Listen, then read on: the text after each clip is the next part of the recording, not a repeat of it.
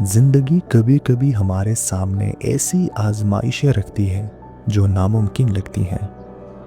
لیکن کچھ لوگ انہی آزمائشوں کو اپنی طاقت بنا لیتے ہیں۔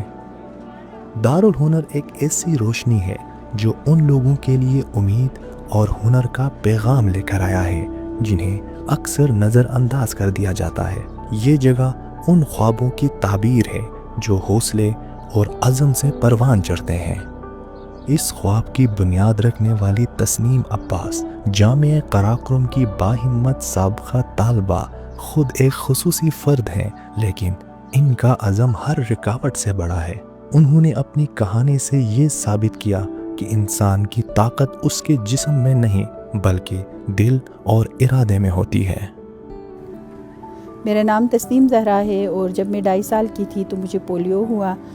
جس کی وجہ سے مجھے لائف میں کافی چیلنجز کا سامنا کرنا پڑا۔ میرے والد محترم گھر پہ ہی مجھے تعلیم کے لیے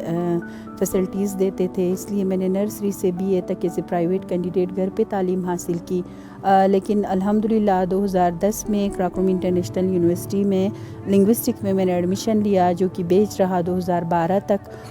یہ جرنی میرے لیے تھوڑا سا ٹف بھی تھا اور میں سرپرائزڈ بھی تھی، کیونکہ آفٹر اے لانگ ٹائم مجھے ایک ایسے انسٹیٹیوٹ ملا تھا اور ڈپارٹمنٹ بھی میں نے تھوڑا چیلنجنگ لیا تھا، لیکن الحمدللہ میرے ساتھ ٹیچرز کا کوآپریشن، خاص کر میں نام لینا پسند کروں گی، میرے لیٹ ٹیچر سر ظفر شاکر مرحوم ہمیشہ کہا کرتے تھے کہ بیٹا زندگی میں ہمت کر کے آگے بڑھنا ہوتا ہے۔ زندگی نے تھوڑا سا مجھے دوبارہ نیا راستہ دکھانا تھا کہ کس طرح ایسی میری بہنیں جو کسی معذوری کی وجہ سے گھروں میں پڑی ہوئی ہیں، ان کو ایک ہوپ دلانا، اور ایک اس عزم کے ساتھ ہم نے کام سٹارٹ کیا as a social worker. Darulhunar foundation کا آغاز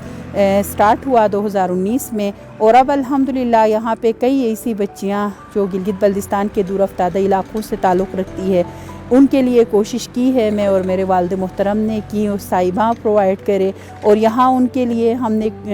مختلف قسم کے سکلز، اس کے علاوہ جو ایجوکیٹڈ بچیاں ہیں ان کو یہاں سے کالج اور سکول تک رسائی کے لیے بھی کوشش کر رہے ہیں۔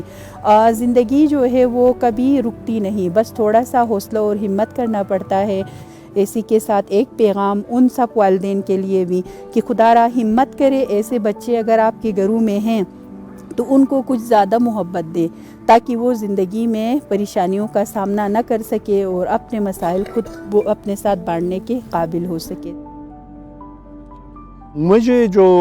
خوشی تھی وہ الحمدللہ وہ نہ صرف ابھی پھول ہیں بلکہ پھل بھی تیار ہو رہے ہیں، اس لیے کہ میری بچی جو ہے رات دن اپنی بیماری، اپنے بھوک، اپنے اس کی پرواہ ہی نہیں کرتی ہے۔ اس کو پتہ چلے فلاں گھر میں کوئی بچی ہے اور اس طرح کی معذور ہے، فوراً وہاں پہنچے گی، اگر اس کو یہاں رکھنا ہے تو یہاں لے کے آتی ہے، اور وہیں کچھ کرنی ہے خدمت تو اس کو اس کے اپنے گھر پہ ہی خدمت کرتی ہے۔ سو میں یہی چاہتا تھا، اب مجھ سے جو کچھ بن پا رہا میں اپنے